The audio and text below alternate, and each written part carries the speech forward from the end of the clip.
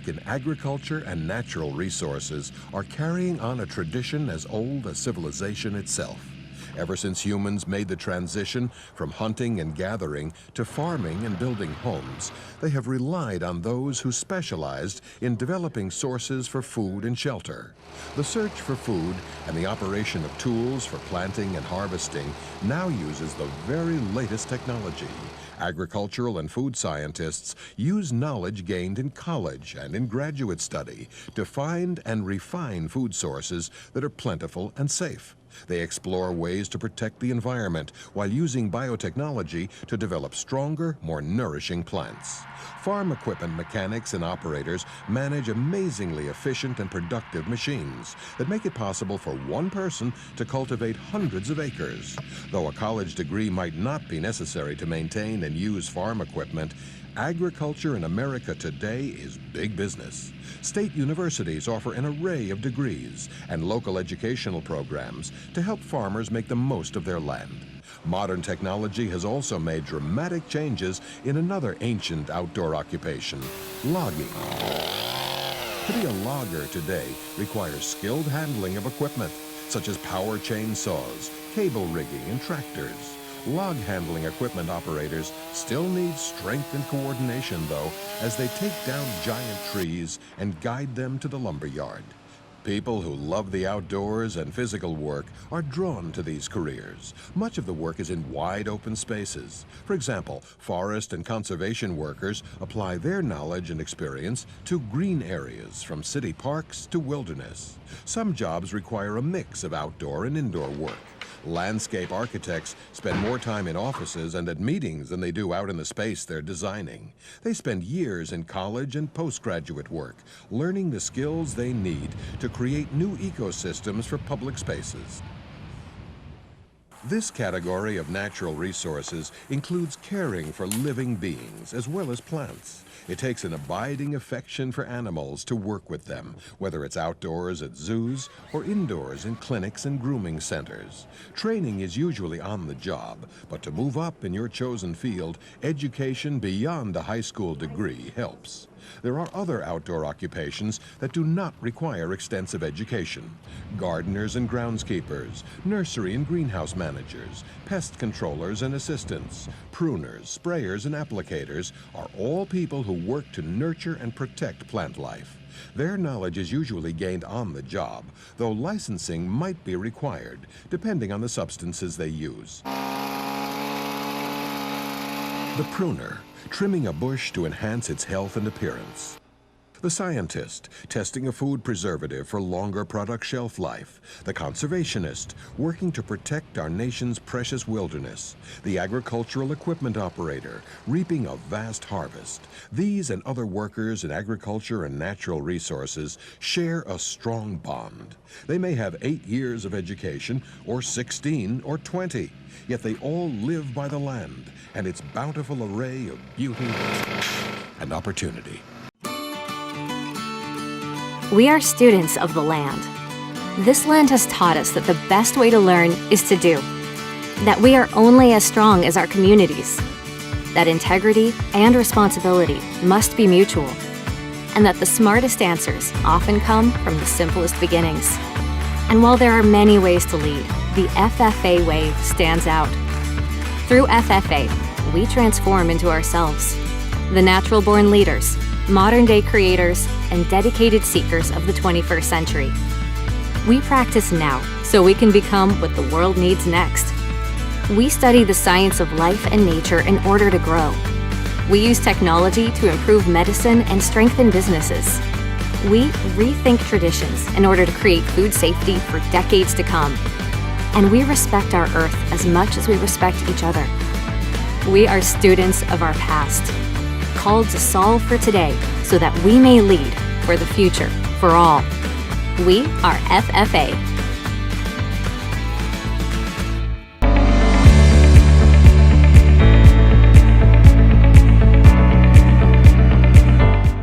The Science, Technology, Engineering, and Math Career Cluster is about expanding our concepts of the universe and inventing the future.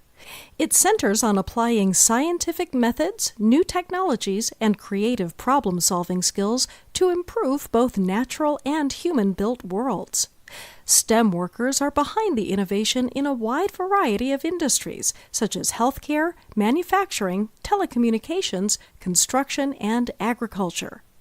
Exciting technologies developed by STEM workers include everyday conveniences like smartphones and online shopping, to large-scale game changers such as climate change research and space exploration, to life-saving innovations like cancer treatments and Alzheimer's research.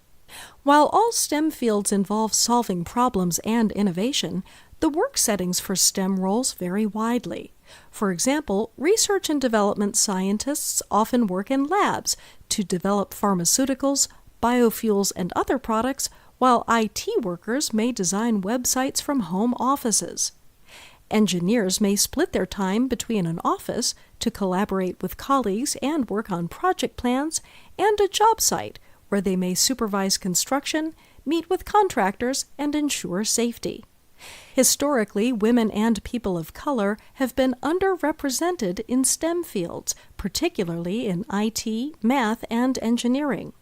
Recently, government and industry leaders have worked to encourage more women and people of color to pursue STEM careers by revamping STEM education, highlighting female role models, and promoting more welcoming work environments in college programs and workplaces related to STEM.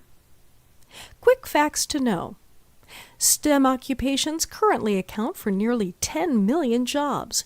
Job growth of more than 8% is projected over the next decade, adding about 800,000 jobs. STEM employment has regional centers, but is expanding in new areas. Texas, New York, California, and Washington employ high numbers of STEM workers, while states with lower STEM job numbers like North Dakota, Tennessee, and Georgia have seen over 20% growth in STEM-related employment in recent years. Computer and technology-related occupations are the fastest-growing STEM fields, with an increase of more than 500,000 new IT jobs projected across the next 10 years. STEAM is a related global education movement that incorporates the arts, such as humanities, music, language arts, visual arts, and design, into STEM.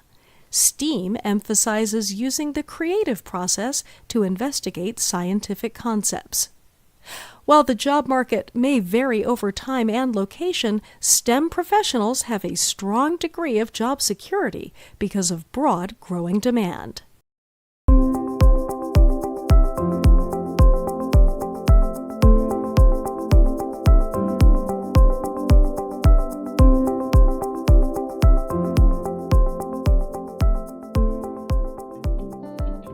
I was 13 when I first got access to a computer. My parents bought me a Macintosh in 1984 when I was 8 years old. I was in 6th grade. I learned to code in college. Freshman year, first semester, intro to computer science. I wrote a program to play tic-tac-toe. I think it was pretty humble beginnings. I think the first program I wrote asked things like, what's your favorite color?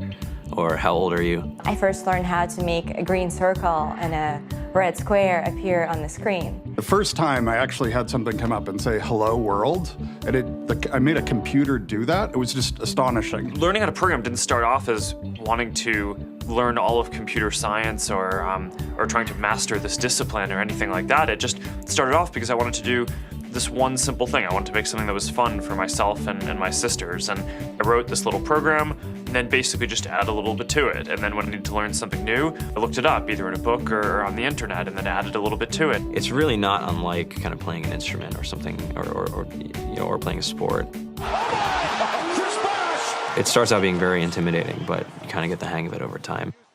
Coding is something that can be learned, and I know it can be intimidating. A lot of things are intimidating, but what isn't? A lot of the coding that people do is actually fairly simple.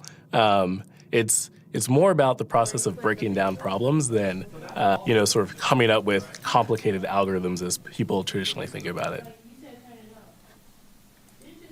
You don't have to be a genius to know how to code. You need to be determined. You don't have to be a genius to code. Do you have to be a genius to read? even if you want to become a race car driver or play baseball or, build a house, all of these things have been turned upside down by software. What it is, computers are everywhere. You want to work in agriculture?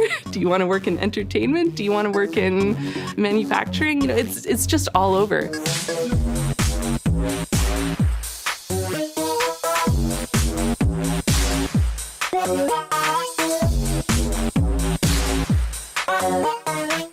Here we are, 2013.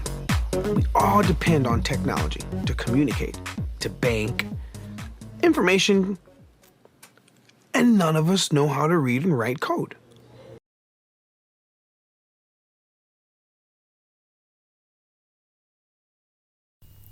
Hello, my name is Mrs. White, and I teach computer science at the high school. Did you know that less than half of the high schools in America teach computer science, and Mexia is one that actually does? This year, one of the students in class said, computer science is a lot like taking words and changing them into numbers. And she's right. A computer doesn't really understand the words we type into it. It only understands computer language. So someone has to take the input, the instructions, anything we want the computer to do, and transform that into language that the computer can understand. In computer science, we're learning that language. Is computer science hard? Yes. Is computer science worth it? Yes. Do you need to know math? Yes. In fact, you can't sign up for computer science until you've successfully completed Algebra 1, because you need to know algebra first. Because we truly are learning a computer language, computer science counts as a foreign language credit towards graduation. So, even though because of the math requirement you can't sign up for it until you're a sophomore, it's something to be aware of and know that it's an option coming soon. In class, we've taken some pictures of some of the assignments we've done along the way. We truly started with the Hello World program, as was mentioned in the video.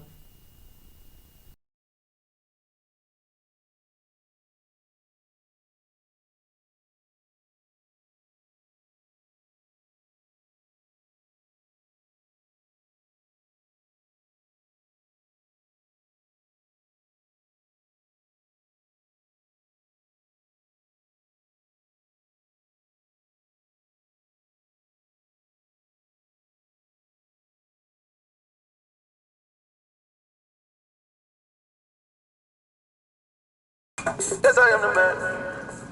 Yes, I am the man. Yes, I am the man. Yes, I am the man.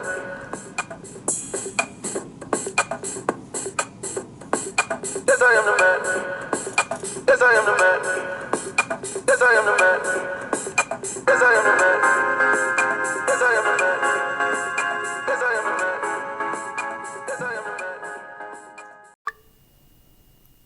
When I asked the classes, what are some things that 8th graders should know about computer science, these are the things they came up with. You should know that we filmed this after school with only one in the room because I was afraid that you couldn't understand them with their masks on. Computer science can count as a foreign language in high school. Discipline and patience are required. It's not for everyone. You have to complete Algebra 1 before you can sign up for computer science. When you have solved the code and your code works, you realize how smart you are. Feels great. Computer science teaches logical thinking and problem solving. You have to be able to think outside the box and to solve problems. Computer science looks good on your college applications. Attention to detail is a must. If you are a hard worker and you like math and problem solving, make room for computer science. Thanks for letting us tell you a little bit about computer science. It's a field that's truly exciting and really does put you a step ahead in today's world. I hope it's a field and a class that you'll truly consider.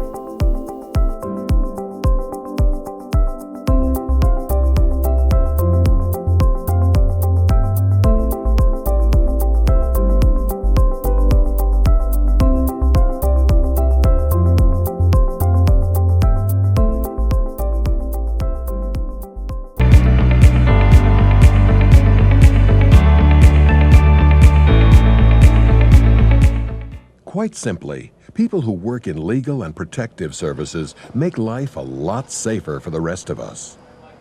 They protect our personal safety, our legal rights, our material goods, our cities, our roads, and our homes. Many of these jobs involve taking risks, so others might be saved from harm. Often, you have to face the uglier side of human nature without allowing yourself to be pulled down. Many Americans realize they owe the police, fire departments, legal profession, and jailers a debt of gratitude. In some cities, the police are called our finest, and firefighters are called our bravest. But the daily truth is that often these jobs are done with infrequent thank yous from the community. For police, fire, and corrections workers, there are often good retirement and health benefits, but the pay is not high considering the risk and importance of the work. Right, Officer Franken, you're assigned 153. Lunch will be 11 o'clock, abandoned autos. Usually, these jobs are available to those who pass a written and physical exam and are then admitted to training courses. People who seek supervisory positions often take college degrees in fields such as criminology, forensics, and corrections administration. To go into law enforcement, a good sense of self-esteem is helpful to carry you through when the going gets tough. Compassion helps too, being able to understand why people get into trouble and wanting to help them. Headquarters to 142. Reported 5-7 with injuries, Main and Anderson. That's also true for lawyers and others in the legal profession. Attorneys extend their higher education to get the training they need, and often they earn salaries that reflect their expertise, education, and experience. They are not called heroes the way police and firefighters are, but they do safeguard our system of justice, and that is the very foundation of our freedom.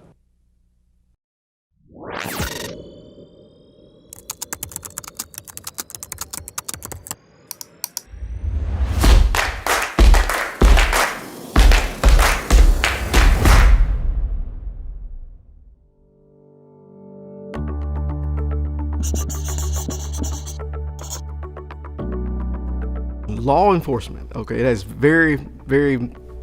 quite a few different aspects of it. You got, of course, your sheriff departments, you got your local agencies like the police department, they like which I work for. You also have state level, which would be maybe highway patrol or something like that. But it also expands to national levels, basically FBI or the DEA, or which the DEA would be Drug Enforcement Agency. FBI would be Federal Bureau of Investigations. So it expands all these different agencies, and we all work together to enforce law.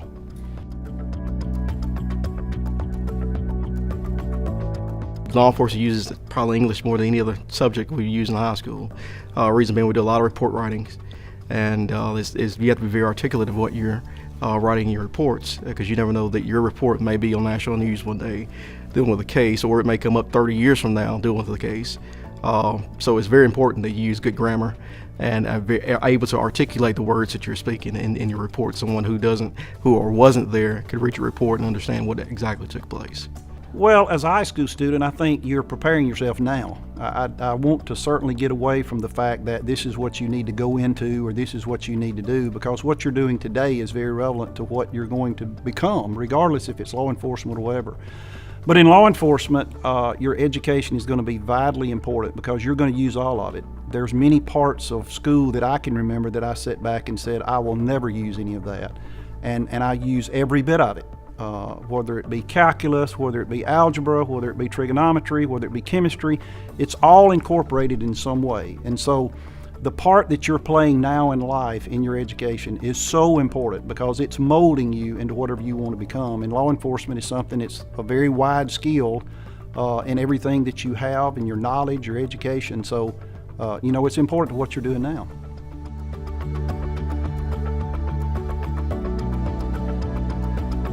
People skills, knowing how to talk to people, understanding that everybody's not the same, and just kind of have a good rounded head on how you're dealing with people and how you talk to them, communicate. I think approaching whatever you do in life, approaching with a good attitude and a pure heart will take you a lot further than what you realize.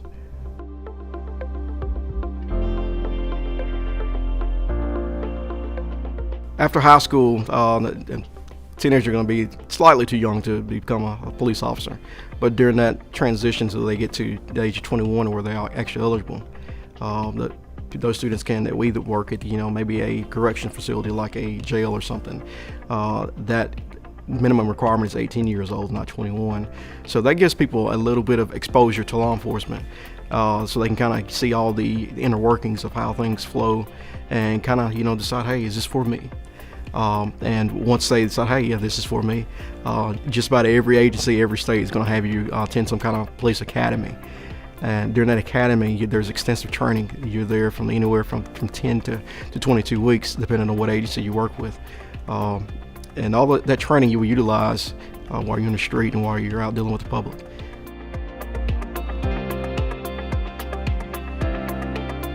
When you're looking into salary as a high school student, I understand that's important. Money is important. What does it pay? And that's a very valid question to have. And in law enforcement, it's going to be based a lot upon your experience, your education. The more education you have, the probability of you making more money is going to be greater, and the opportunity to even be hired. But it's according to what you want to go into. You can start in a very basic field of law enforcement, and that would probably be in detention, something that I would hire you for as far as being a detention officer. And you're going to make somewhere between $25,000 and $30,000 a year. Again, as far as salary, you can go to the top where you're looking at some federal job or whatever, and you could make a little bit over $100,000 a year. So it's a pretty broad range.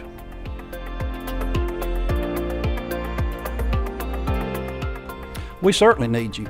Unfortunately, with the times that we're facing today, it's very hard to find and recruit individuals that want to get into law enforcement because a lot of times the pay may be something that's not very attractive. The hours are not very attractive. The stress that you're under is not very attractive, but you get into it because it's what you want to do. And most of the people that I hire and deal with knew that they wanted to do this at a very young age, possibly at the age that you're at right now. And so the people that we're looking for are people that are very compassionate, people that are caring, people that want to give of their time and want to make a difference in their community. And we have a lot of those people here in our area, and that's why we're trying to recruit local people that know their community, that know the people, that can get out and truly make a difference.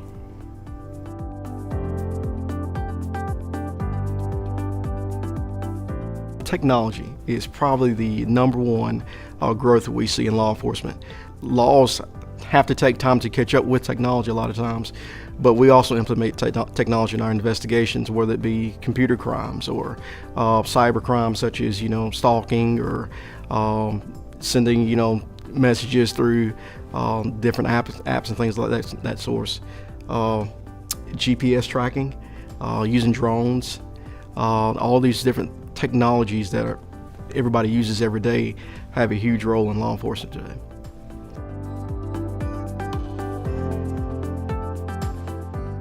I love people, and in that I love to see people happy, safe, protected, and just enjoying life.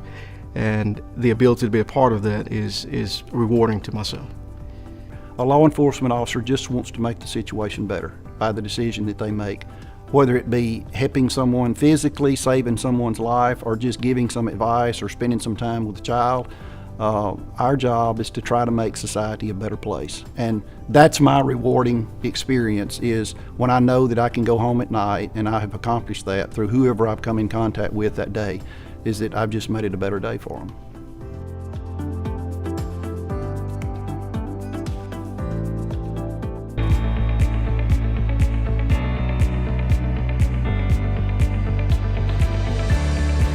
Hey you guys, my name is Miss Lane and this is the Culinary Lab.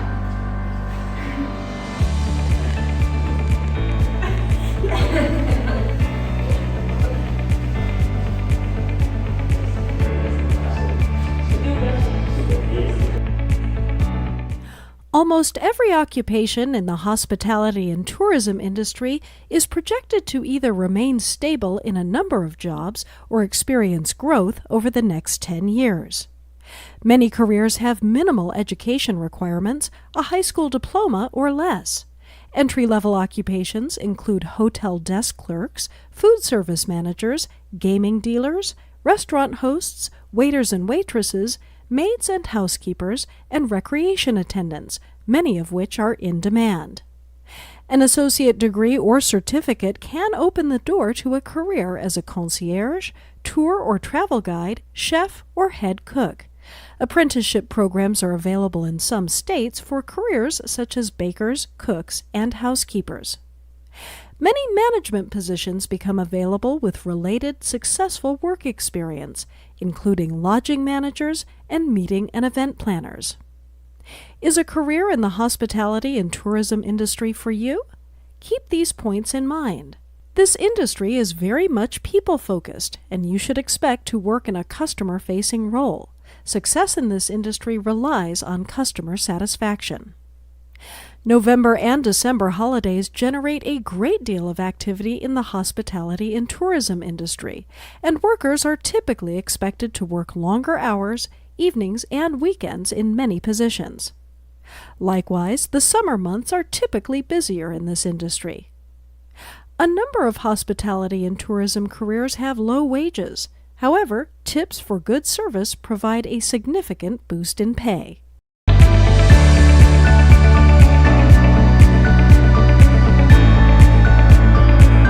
The hospitality and tourism industry provides the experiences that we look forward to for dining, recreation, major life events, or just to get away for a little while.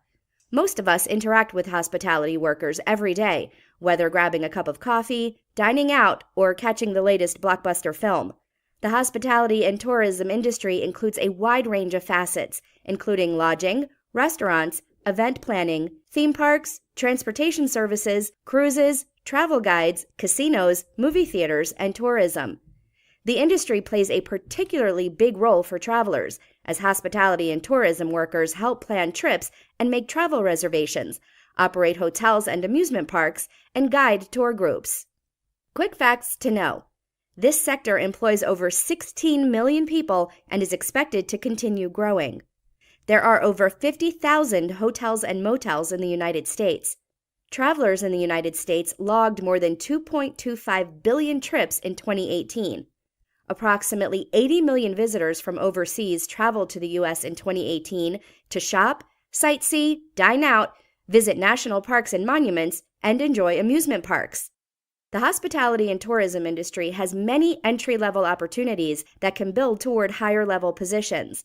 For example, an entry-level worker may start restaurant work as a dishwasher or table busser and eventually move into cooking, waiting tables, or even management. The hospitality and tourism industry is expected to add more than 1.5 million jobs over the next 10 years. Interested candidates have a strong likelihood of finding a position. Hey, your video's not on. Oh, there you are. Hey, how are you? I haven't seen you in so long. Hey guys, how's it going? It's great to see you again. I hope you've been well. Hey, how are you? I'm doing pretty well. Good. What are you looking forward to this year? I'm really excited to take this year to the next level. When I entered high school, I was a nervous, shy teenager. I struggled to get in front of a classroom and even answer a question. Then I wandered into a DECA meeting and my world completely changed. DECA prepares emerging leaders and entrepreneurs in marketing, finance, hospitality, and management. DECA is an international student organization with 225,000 members across all 50 states, Canada, Guam, Puerto Rico, and Germany. DECA has given me the opportunity to make friends that I never would have met before and to keep those connections despite distance gaps. DECA really has given me a big sense of community, and even though we are far apart, we still feel together and connected through all the virtual options. When I started high school, I was so incredibly nervous that I wouldn't be able to find my place or my community. And then I found DECA, where I met so many like-minded individuals from different and diverse backgrounds. DECA has given me a second home that I needed in high school. When I joined DECA, I found friends, I found my passion, and I found my future. I can be more, do more, and really take things to the next level with DECA. DECA has made me a better leader. It's taught me how to handle situations under pressure. DECA allows me to employ the skills that I learn in the classroom and really grow myself as an individual. Being able to take those classroom subjects and implement them into these real-life business scenarios completely changed my life. Through DECA's competitive events, I've been able to practice my skills, which has led me to my first internship. One thing in particular that I love about DECA is the hundreds of thousands of dollars worth of scholarships that I would not have had access to if it wasn't for DECA. DECA, I feel like, is a perfect opportunity from anyone, wherever you live or what race you may be or what you believe in. DECA will give you the tools you need to shine. DECA is not just a business and marketing organization. It's a family. It is a community of leaders. It is a world of opportunity. DECA is a place where you can make lifelong connections. Where you can prepare for your future. And where you can become the best version of yourself. How are you doing today? Bem, e você? 我很好，谢谢。Eu penso em Namaste, आपके से Eu sei bien, gracias. DECA members are ready. Ready for a challenge. Ready to innovate? Ready for the future. And ready to go to the next level.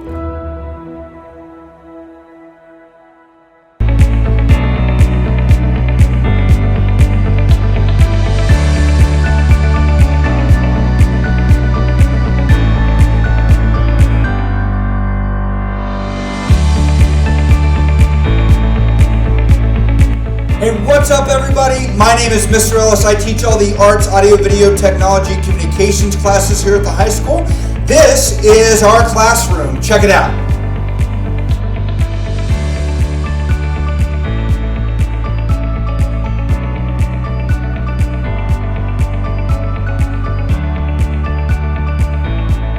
Cut. While credit for a film's success may go to the director, it's often editors who turn hours of raw footage into an enjoyable blockbuster movie. Film and video editors select and cut film and video footage of actors and settings and arrange it into stories with a clear sequence and meaning, or to achieve certain emotional or psychological effects. These film professionals often look closely frame by frame to ensure that the final product achieves the desired impact. An editor might work at a Hollywood studio spending hours alone in the editing booth or in an office producing video content for a media company. Many editors work in motion picture and video industries or in television broadcasting, and some are self-employed. Editors need creativity and the ability to work collaboratively with producers and directors to achieve a common vision. Most jobs require a bachelor's degree in a field related to film or broadcasting. As in most industries, technology has had a profound impact. Today, most editing is performed digitally using specialized software. Film editors typically choose to specialize in one type of software, and some employers offer training in the type of specialized editing software they use. Internet-based video creation services have provided additional platforms and opportunities for editors. Whether it's the silver screen of 1950s Hollywood or the computer screen and YouTube of today, Americans have long carried a torch for moving pictures.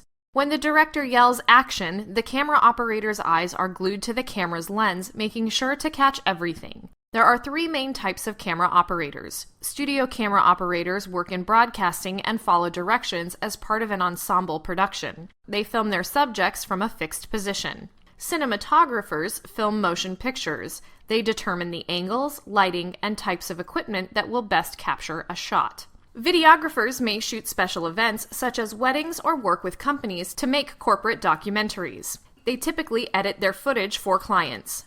Many videographers run their own businesses or do freelance work. Most camera operators work full-time schedules but may have long, irregular hours while filming. Like anyone in the movie industry, once filming wraps, there's no guarantee when the next opportunity will come along. Camera operators may have to stand for long periods of time, and they may carry heavy equipment wherever production happens, which could be an office or a remote setting. Camera operators must be creative, detail-oriented, and effective communicators. Camera operators typically need a bachelor's degree in a field related to film or broadcasting, such as communications.